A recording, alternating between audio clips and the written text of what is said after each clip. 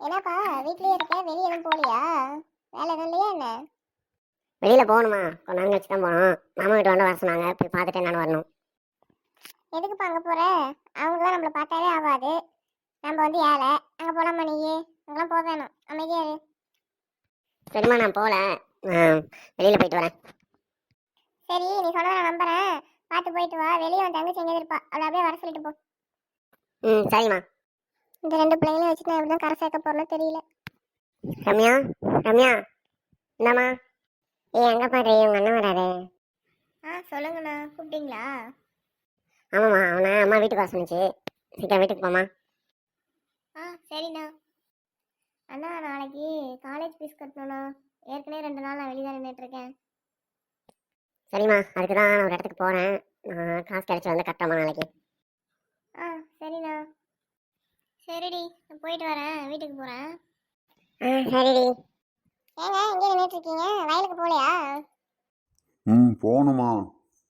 போகணும். நான் அந்த வேறு யாராவது வராங்களா அப்படின்னு சொல்லி பார்க்குறேன். அவங்க வந்தாங்கன்னா அவங்கள அனுப்பி விட்டு நான் கொஞ்சம் வெளியே வேலை இருக்குது, அதை பார்க்கலான்னு இருக்கேம்மா. பிள்ளைங்களுக்கு கொண்டா காலேஜ் ஃபீஸ் கட்டணும். பிள்ளைங்க கொண்டா சொன்னாங்க. சில காலேஜ் ஃபீஸ் கட்டுறதுக்கோசரம் நம்ம வெளியே போக வேண்டியது இருக்குது. சரி, அதனால தான் வேறு யாராவது வந்தாங்க அப்படின்னா வயலுக்கு அனுப்பி விட்டு நான் போய் காலேஜ் ஃபீஸ் கட்டிட்டு வரலான்னு இருக்கேம்மா. சரிங்க, எனக்கு உள்ளார வேலை இருக்குது, நான் போய் பார்க்குறேன்.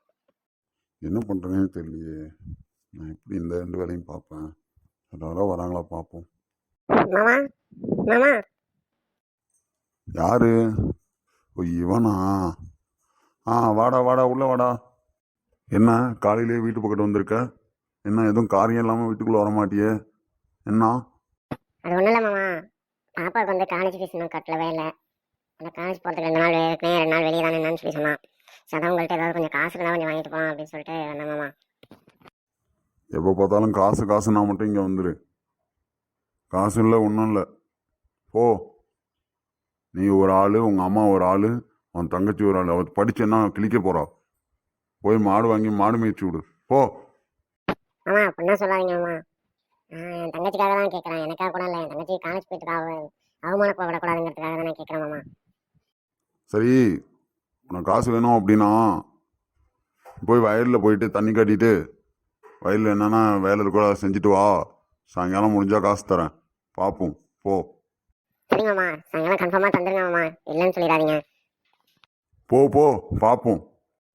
அப்பா, அப்பா. சொல்லு சாமி, நீ வாங்க. அப்பா, நான் காலேஜ் போயிட்டு வரேன். சரிம்மா, பார்த்து காலேஜ் போயிட்டு வா.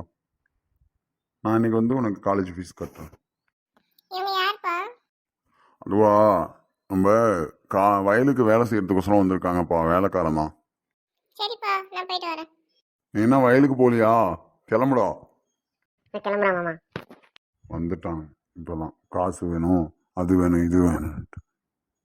காசு வேணும்னா மட்டும் தான் இங்கே கண்ணு தெரியும் மாமா, மற்றபடி யாரும் கண்ணு தெரிய மாட்டாங்க.